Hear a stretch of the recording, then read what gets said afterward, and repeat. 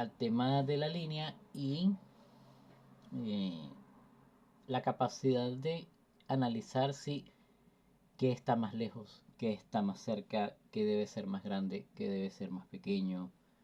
Ya cuando vayamos a la parte del claro oscuro, sobre todo cuando vayan a dibujar los muebles y las lámparas, qué tan oscuro es esto, cuál es el espacio más negro de todo el claro oscuro, cuál es el punto brillante del claro oscuro, cuántos grises intermedios tengo. Esa es la capacidad de analizar también eso, y eso entra dentro de lo que es el dibujo analítico. ¿Entendido? Bien, vamos a revisar la guía rápidamente. La guía de la perspectiva básica, por supuesto yo se las di para que la lean con calma, ya la monté en la página hace días, pero quiero comentarla aquí, hacer algunos comentarios que me parece que es importante que los escuchen. Por cierto, este video es muy bueno como para escucharlo mientras están dibujando, mientras están haciendo la tarea. ¿Ok? Bien, vamos a empezar acá la perspectiva básica. Para entender la perspectiva existen algunos elementos que es importante conocer, como por ejemplo la línea de horizonte y el punto de fuga. Sí, eso es bastante importante. Hay otros más, ok, hay muchos más, pero estos son las líneas diagonales, etcétera. Pero esta es la que más estos dos son los que más me interesan por ahora, para no enredarnos mucho, para no hacer muy complicada la cosa, ok. No quiero tampoco atosigarlos de información o llenarles la cabeza de demasiada información. Creo que vayamos poco a poco, ¿ok? La línea de horizonte. Por lo general, la línea de horizonte, los ojos. Esto es lo que corresponde a mi línea de horizonte. Esto que está acá. Esto es lo que corresponde, en mi caso específico, a lo que sería mi línea de horizonte si yo entiendo lo que voy a dibujar, lo que estoy viendo en la pantalla del teléfono.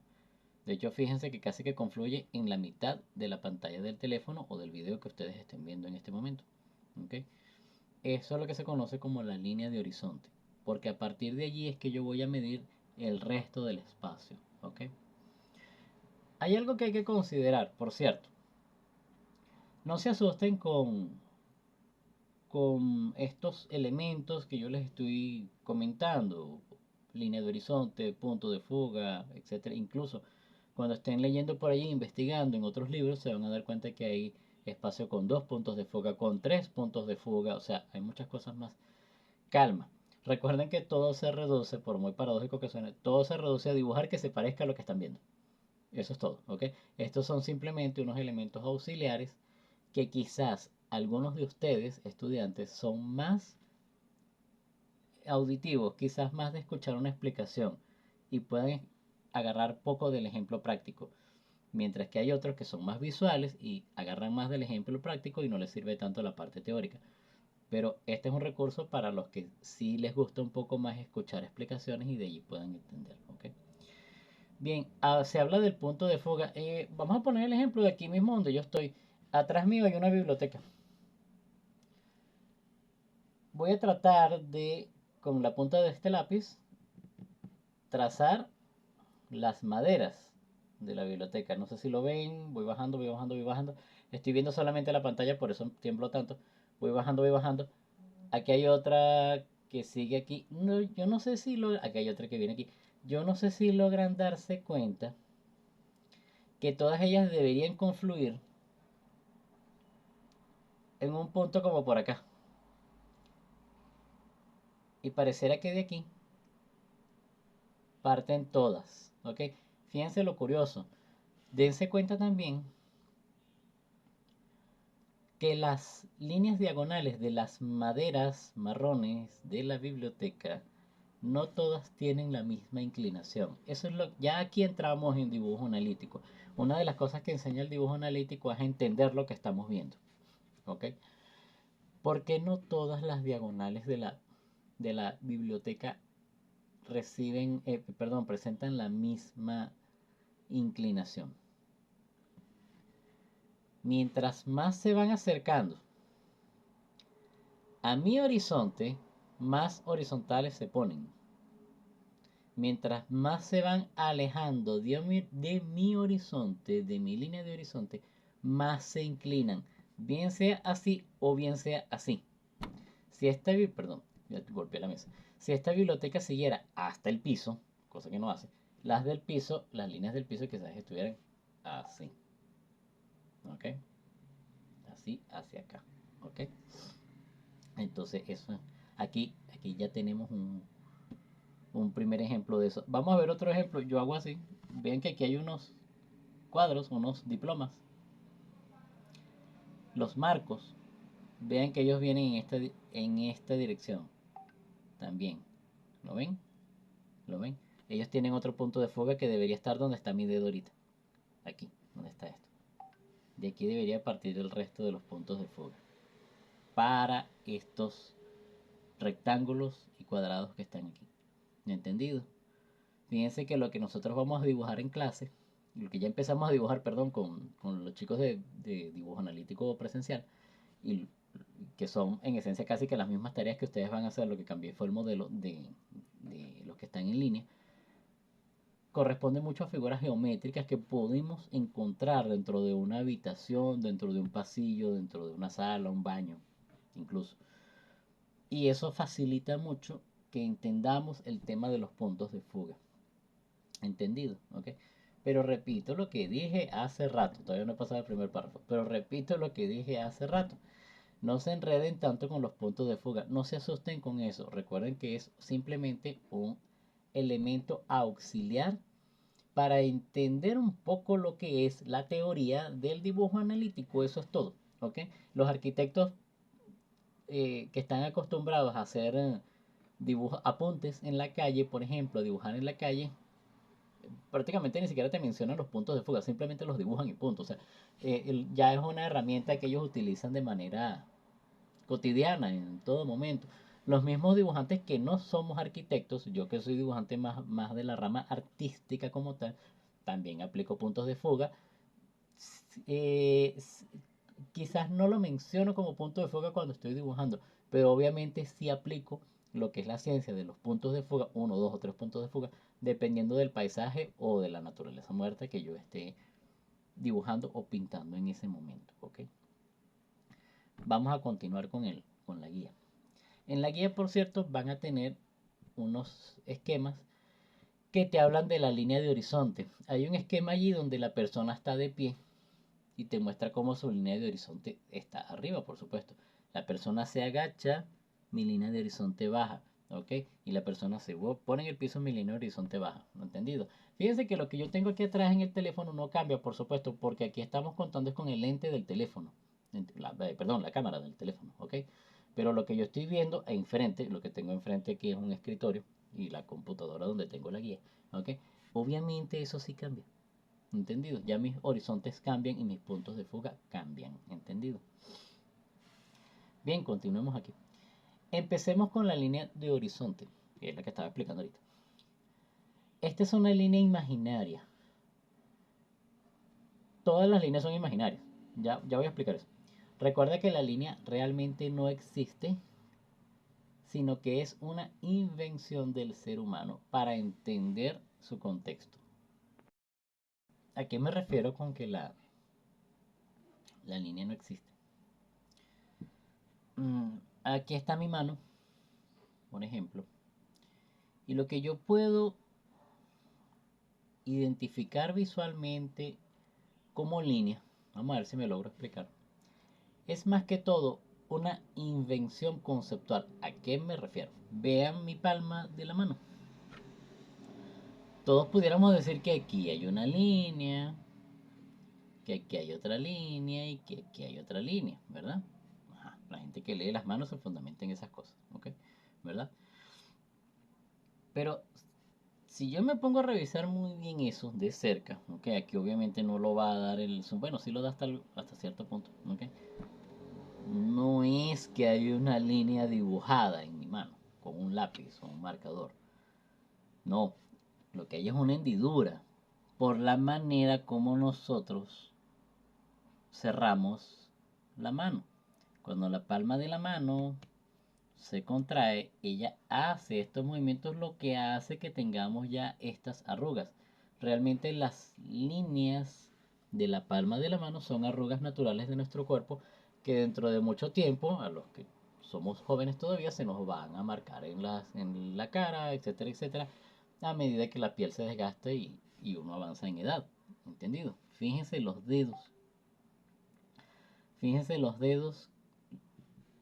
una, dos y tres. ¿Por qué? Porque esa es más o menos la manera como ellos se doblan. ¿Entendido? Pero no es que hay una línea dibujada. ¿Ok? No es que la línea está dibujada en mi mano. No, sino que son hendiduras que se hacen en la piel. ¿Entendido? Y que a partir de allí es que con el tiempo se van marcando esas líneas. ¿Entendido? ¿Ok? Incluso un bebé nace prácticamente con eso. ¿Por qué? Porque él tiene el puño cerrado. ¿Entendido? Y ya eso se marca de una vez. Entonces, todo lo que nosotros entendemos como línea realmente son efectos físicos que vienen por algo. Vuelvo al ejemplo que está atrás mío con los cuadros y los diplomas que están en la pared y esta pintura. Fíjense que justo donde estoy pasando el borde del lápiz, que es lo que yo pudiera entender, perdón, que es una línea que separa lo azul de lo blanco, ¿cierto? Estoy separando lo azul de lo blanco. Pero cuando yo voy para allá y me pongo cerca del cuadro, de la pintura, no es que hay una línea dibujada en ese borde, es que se acabó la cartulina en la que yo pinté el cuadro y empezó la pared. O sea, hay un cuerpo físico distinto, ¿entendido? Pero no hay en ningún momento una línea dibujada. ¿Por qué yo digo en la guía que la línea es una invención del ser humano? Porque si yo voy a dibujar eso, yo tengo que usar la línea. Porque la línea es lo que me permite a mí, en primera instancia, y no es la única cosa, por cierto, no es el único elemento, pero la línea es uno de los elementos de expresión del dibujo que me permite a mí separar un espacio o un cuerpo de otro, así tan sencillo como eso, ¿entendido?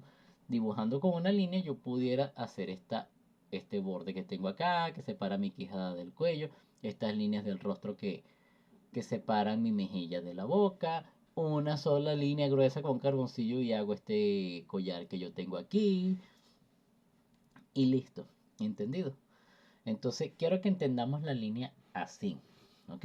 En la mayoría de los dibujos que vamos a hacer, que son 3 dibujos, 4 dibujos que vamos a hacer en todo el semestre, ¿ok? Revisen por cierto la página que ya está todo montado allí.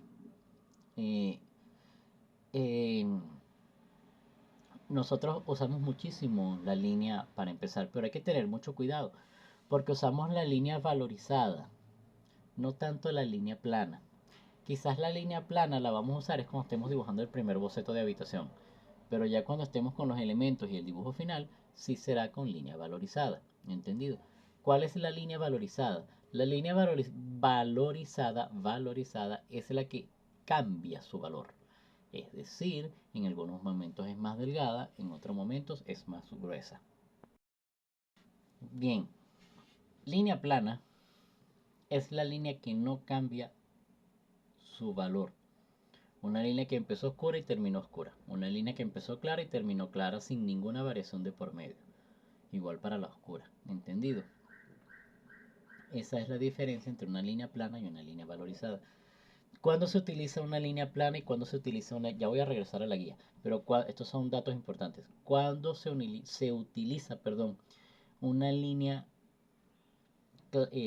plana y una línea valorizada? La línea valorizada viene más que todo para el mundo de lo que es la expresión artística, ¿ok?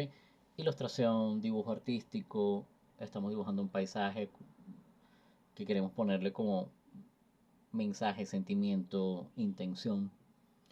La línea plana es más que todo una que responde a, a fines netamente informativos. Un plano, ¿ok? Un mapa. Entonces, por ejemplo, o sea, algo que solamente su lectura sea muy específica, ¿entendido? Y no dé ningún pie a la subjetividad, ¿ok? Sino que sea más que todo específica para leer un mensaje muy, muy determinado, ¿entendido? ¿Ok? Ajá, regreso a la guía, ¿ok? Bien. Un ejemplo recurrente es la línea del horizonte en la playa. Regresando a la guía, ya estamos hablando del horizonte de nuevo, ¿entendido? Yo en los comentarios me voy un poco a otros temas. En dibujo hay mucha información, ¿oyeron? Y como el curso es muy corto, entonces yo les recomiendo que estos videos, como yo los dejo en mi canal YouTube, los vean varias veces, o sea, mientras están dibujando, mientras están cocinando, mientras están haciendo cualquier cosa, qué sé yo.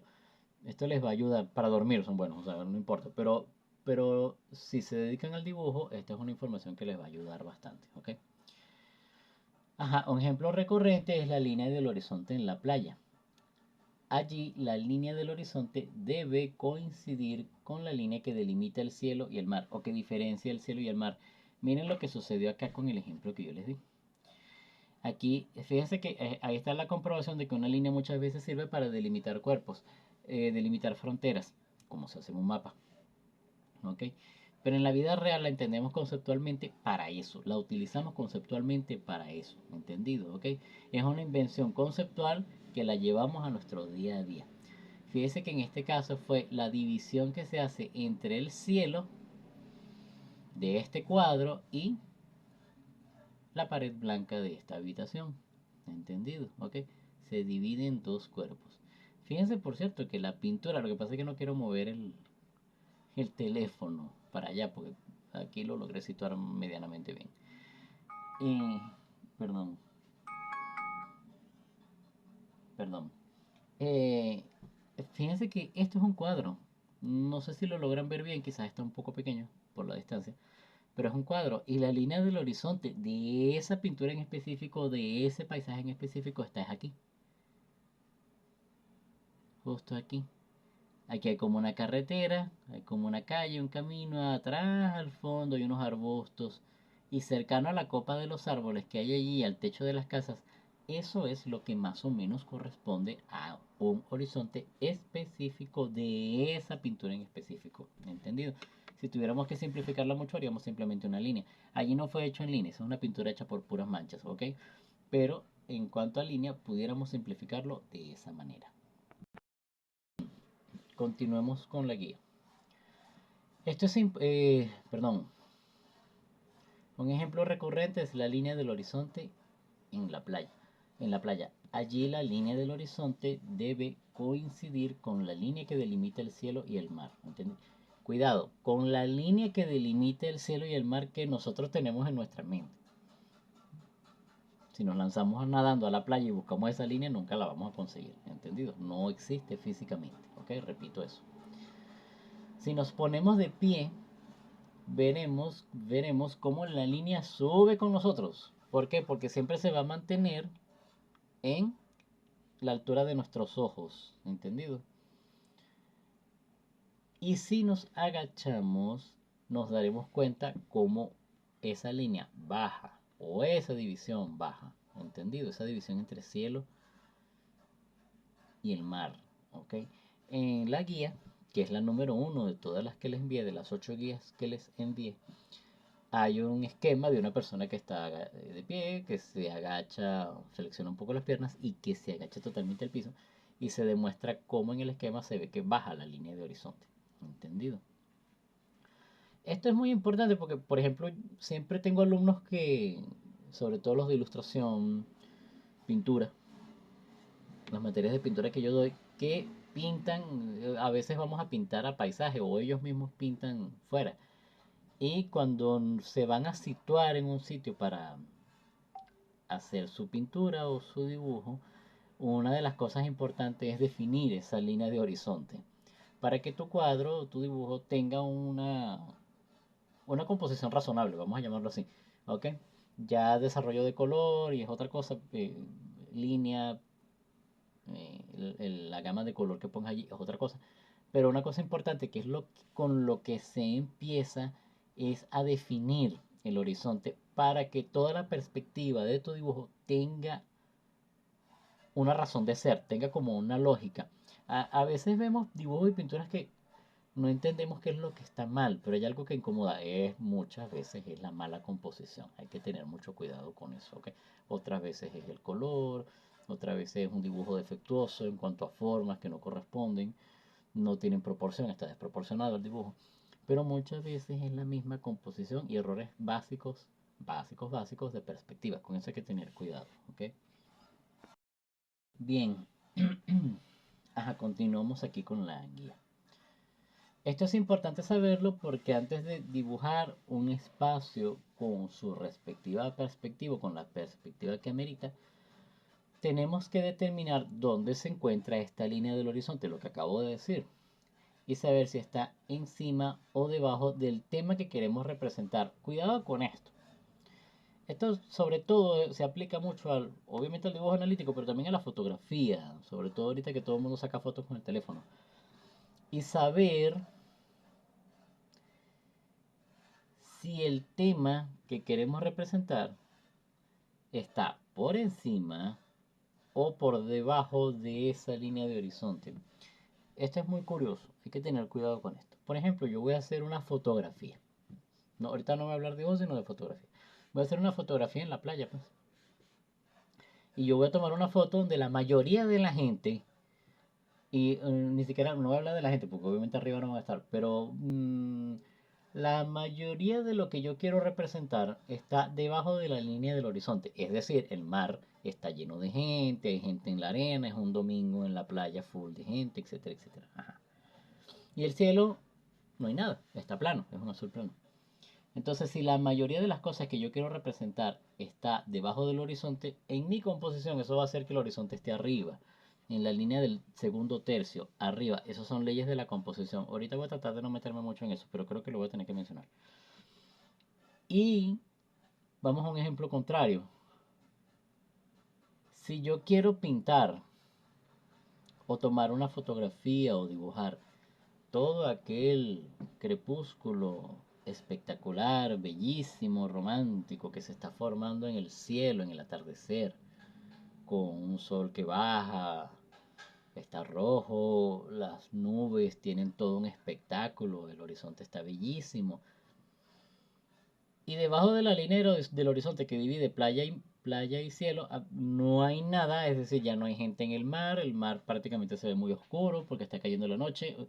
Ah, eso me dice a mí que mi línea de horizonte entonces va en la parte de abajo. ¿Entendido? Vamos a ver si me sale bien el experimento que quiero hacer. En el lápiz, con el lápiz yo voy a colocar, hay una ley de composición que te dice ley de horizonte. ¿Ok? También la pueden buscar por internet por allí en algún libro como ley de los 3/3. ¿Ok?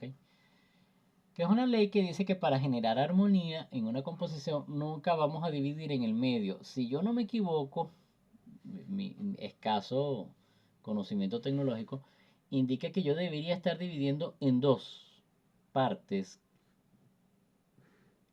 casi iguales, casi iguales, la pantalla del teléfono. ¿Okay? Una composición nunca se debe hacer así. Una composición artística jamás debe hacerse así. Una composición artística que busque armonía y no división, esta busca división. 1, 2, arriba, abajo. A, B. Una que no busque división, sino que busque armonía, se fundamenta en tercios. Es decir, ¿qué significa tercios? Divido en 1, 2 y 3. Es decir, tengo tres espacios. Este es uno, este sería el otro. Y tengo tres espacios medianamente iguales, es decir, que parezcan de la misma distancia. Ahorita imagínense la bandera. La bandera venezolana, las tres franjas son del mismo tamaño. Esa es una división de 3/3 horizontales. ¿Entendido? ¿Ok? A veces vamos a sacar una foto en el teléfono y el teléfono nos hace una rejilla, una división, que a veces uno le da un... Sin querer queriendo vamos a tomar una fotografía, se nos escapó el dedo y le dimos a no sé qué botón y apareció una rejilla en el teléfono. Eso ayuda a delimitar la composición. Eso es un recurso para la gente que quizás no sabe mucho de fotografía y quiere sacar una foto derecha, donde los horizontes cumplan una armonía para el espectador. Ahí es donde se utiliza esa ley de los 3/3, ¿entendido? ¿Okay? Ya cuando tú la conoces, tú conoces la ley, no necesitas tanto esa división, o sea, no necesitas que el teléfono te la haga, sino que más bien ya tú la haces. eh, visualmente o mentalmente, perdón, ¿ok? Bien, vamos a continuar con la guía. Ya terminando. Otro elemento importante es el llamado punto de fuga del que habíamos hablado hace mucho rato. Al final yo doy una lectura completa rápida de la guía sin frenarla para que tengan una visión global. Otro elemento importante, porque aquí he interrumpido mucho. Otro elemento importante es el llamado punto de fuga. Estos se hallan siempre situados en la línea del horizonte. Bien. Ajá. Fíjate en la imagen de ejemplo donde el ejemplo que está en la guía es unos rieles de un tren. ¿Ok? Fíjate en la imagen de ejemplo donde todas las líneas paralelas perpendiculares al horizonte confluyen en un punto que es al que denominamos punto de fuga. Un dibujo puede tener uno o más puntos de fuga, uno, dos o tres, según como sea su perspectiva. Perspectiva paralela o frontal, con un solo punto de fuga, oblicua, se le dice también a los dos puntos de fuga, o cuando el dibujo tiene dos puntos de fuga. Yo digo el dibujo, pero es el espacio. ¿Okay? Eso va a depender siempre de dónde nos ubiquemos nosotros. Y perspectiva aérea, que se le denomina cuando el espacio tiene tres puntos de fuga. Hay un detalle con ese nombre de perspectiva aérea. Perspectiva aérea también es un término que se usa, y esto se los digo para evitar confusiones. Perspectiva aérea es un término que se usa mucho en la pintura de paisajes. ¿Qué implica, qué significa perspectiva aérea? Por lo menos en la pintura de paisajes. La perspectiva aérea es aquella que vamos a suponer que ustedes están en la Cota 1000 o en algún sitio donde tengan una buena vista al Ávila. Mientras más se aleja, si ven el fondo, no ver la montaña de frente, sino verla lateral, como que se vaya perdiendo en el fondo, ¿no? Mientras más lejos se hace más azul o más parecida al color del cielo que esté en ese momento, del tono del cielo que esté en ese momento. Y mientras más lejos se hace, los colores se van desapareciendo, se van difuminando, ¿entendido? Eso es lo que se reconoce como perspectiva aérea. Perspectiva aérea también significa, en dibujo de paisaje, les puse el ejemplo, por cierto, en estos días a los chicos de la clase presencial porque veíamos por los ventanales que están ahí en la universidad, en la José María Vargas, y por lo menos del salón donde estábamos, que creo que era el 301, 305, se ven los edificios altísimos que tenemos en la parte de atrás de la universidad, unos edificios de residencias muy bonitos, por cierto. Y los edificios que están muy cerca de la universidad, prácticamente los vecinos, ¿ok? Bueno, nosotros podíamos ver claramente todas las líneas de las ventanas, los bordes de los vidrios de las ventanas como tal, las divisiones que tiene la propia estructura del edificio, todo su diseño, lo veíamos claramente. Pero también por ese ventanal de la universidad, de ese salón, se veía al fondo, al fondo, al fondo, hacia atrás, eh, hacia el este, y se ve como mientras más lejos es, hay algunas casas, pero las identificamos como casas, mas no sabemos color exacto de la ventana, de la puerta, de algunos detalles no se ven. Y no percibimos líneas de contorno, sino que más bien empezamos a ver es como manchas de color que pareciera y nos indica que por allá lejos hay unas casas, ¿ok? Y hay unos edificios muy lejanos por allá, ¿entendido? ¿Qué quiere decir eso? Esa es la perspectiva aérea como tal, ¿no? La que el pintor maneja es esa, es decir, quizás la del arquitecto es otra, pero la que maneja el pintor y el diseñador gráfico es esa, que mientras más lejos se hacen los objetos o elementos, más se van difuminando y perdiéndose en el espacio. Eso es un principio básico de la perspectiva, en este caso ¿cómo se llama? La llamada perspectiva aérea. ¿Okay? Mientras que más cerca se encuentren, bueno, más textura vemos. Es netamente un tema de textura. La perspectiva aérea está muy ligada, muy ligada al tema de la textura. ¿Ok? Porque mientras más cerca vemos el elemento, bueno, sabemos si es de madera, sabemos si es cemento, podemos percibirlo, ¿ok? Más o menos, ¿ok? Ya de acuerdo a nuestro conocimiento profundo de calidad de materiales, pero si lo vemos cerca, este es una tela, este es un ladrillo, este es un bloque, este es una goma, ¿ok? Pero mientras más se aleja, más se simplifica a nuestra vista, a nuestros ojos, y solamente percibimos manchas y colores, mientras más lejos se van hasta que ya llegue un momento donde simplemente no la vemos, porque nuestros ojos ya no dan a esa distancia, ¿entendido? A eso es que se refiere el tema de la perspectiva aérea. Bien, vamos a darle una leída completa a la guía para que terminen de tener la idea clara sin yo interrumpir tanto. La guía número uno, la perspectiva básica. Para entender la perspectiva existen algunos elementos básicos que es importante conocer, como lo son la línea de horizonte y el punto de fuga. Empecemos con la línea de horizonte. Esta es una línea imaginaria. Recuerda que la línea realmente no existe, sino que es una invención del ser humano para entender su contexto, situada a la altura de nuestros ojos cuando miramos al frente. Un ejemplo recurrente es la línea de horizonte en la playa. Allí la línea del horizonte debe coincidir con la línea que delimita el cielo y el mar. Si nos ponemos de pie, veremos cómo la línea sube con nosotros y si nos agachamos nos daremos cuenta cómo ésta baja. Esto es importante saberlo porque antes de dibujar un espacio en perspectiva, tenemos que determinar dónde se encuentra la línea del horizonte y saber si está encima o por debajo del tema que queremos representar en nuestra respectiva composición. Otro elemento importante es el llamado punto de fuga. Estos se hallan siempre situados en la línea del horizonte. Fíjate en la imagen de ejemplo en esa página, donde todas las líneas paralelas perpendiculares al horizonte confluyen en un punto que es al que denominamos punto de fuga. Un dibujo puede tener uno o más puntos de fuga, según como sea la perspectiva.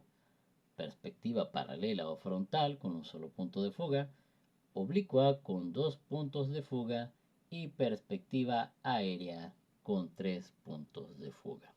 ¿Entendido? Hasta allí la guía.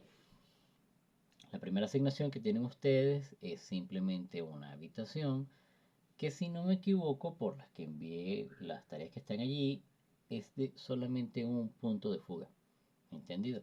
Y está en esquema, está esquematizado. Eso es todo. ¿Ok? Eso le facilita ese primer dibujo al que se van a enfrentar, que es realmente bastante sencillo. Recuerden que es media carta y el soporte al que vamos a trabajar es cartulina Bristol o cartulina opalina. No utilizaremos papel, solo cartulina.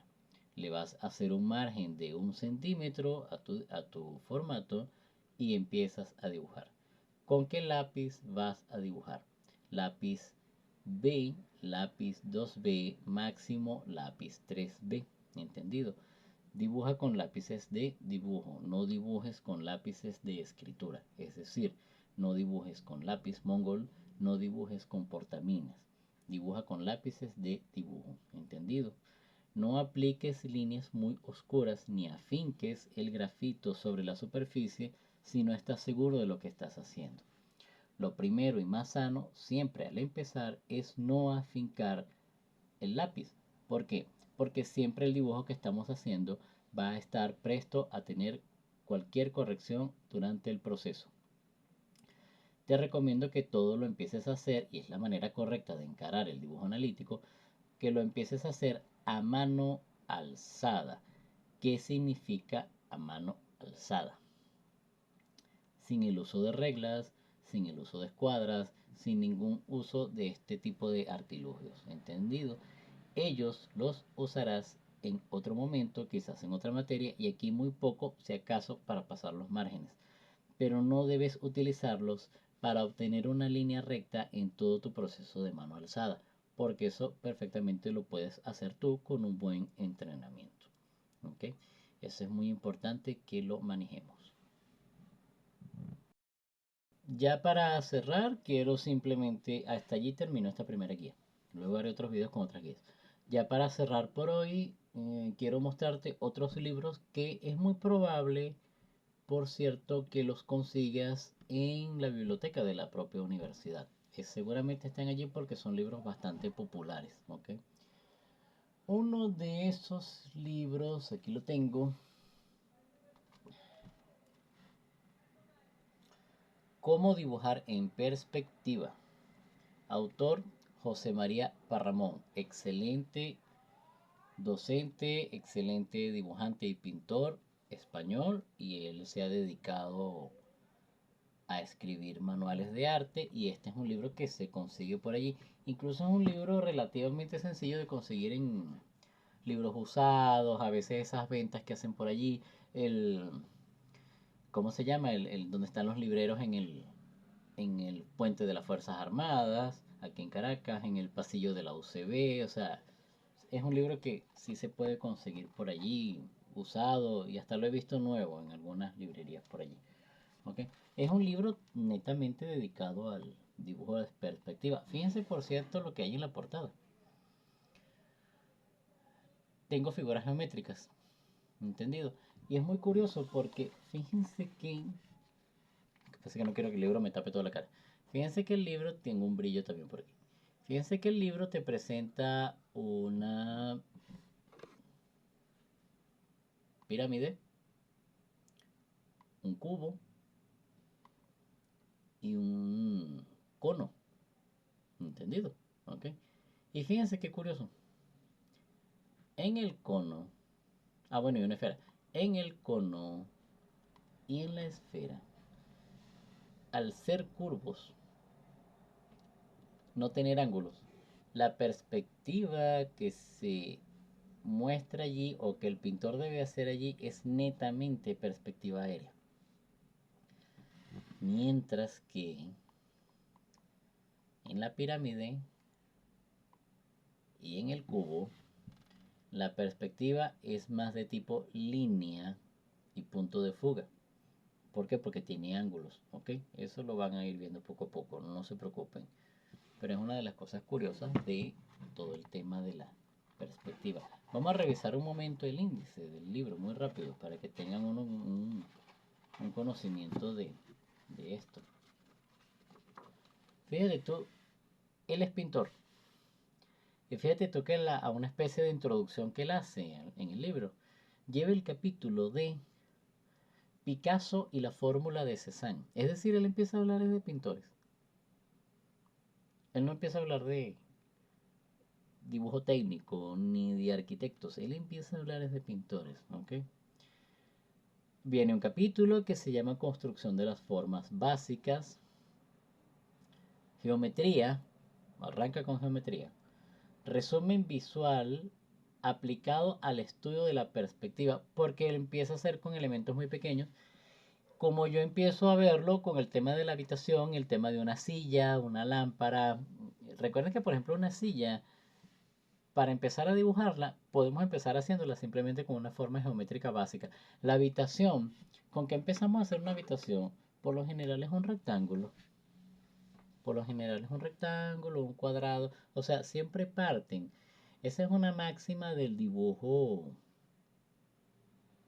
artístico, incluso, porque todos los elementos pudiéramos reducirlos a figuras geométricas, que es uno de los principios que utilizó el cubismo, por cierto. En parte entiendo que por eso debe mencionar aquí a Picasso y a Cézanne, ¿ok? Sobre todo Picasso, que tuvo más incursión en el cubismo que Cézanne, ¿ok? Si quieren investigar a los pintores cubistas, que trabajan mucho la perspectiva aérea, es Picasso, Georges Braque y Juan Gris, ¿ok? Eh, esa es una máxima de la pintura, del dibujo, disculpen, que es una alarma, ya está por terminar el video. Que es que todos los objetos a representar, o a presentar, o mostrar, a realizar en un dibujo, pudieran reducirse a figuras geométricas y empezar a trabajarlos por figuras geométricas. Me voy a hacer un retrato. Bueno, ¿qué figura geométrica es todo esto? Si mi cabeza llegara hasta aquí, pudiera perfectamente ser un círculo, pero como es un poco más alta, entonces es un óvalo. Por la gran mayoría de los seres humanos tenemos la cabeza, la forma básica, como un óvalo. Uno a veces ve a una persona que tiene quizás la cabeza un poco más cuadrada, un poco más chata y pareciera más redonda, ¿ok? Pero por lo general todos parten de un óvalo. Cuando vayan a una tienda y vean los maniquís, un maniquí, su cabeza es simplemente un óvalo, ¿entendido? Ya aquí adelante, bueno, se le hace simplemente la forma de la nariz y listo, sin mucho detalle. Pero él es un óvalo. Los maniquíes son un buen ejemplo para esto, ¿ok? Eh, ¿Qué figura es esto?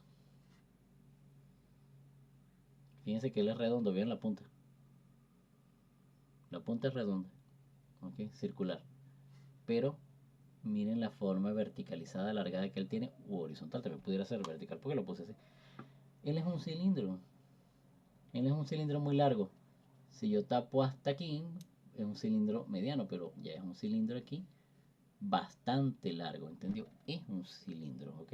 El cable del teléfono que tengo aquí conectado es un cilindro muy delgado, ¿entendido?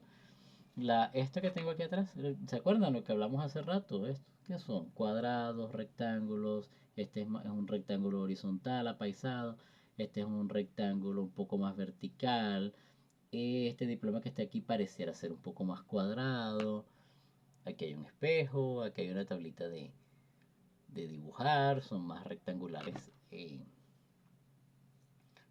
vertical.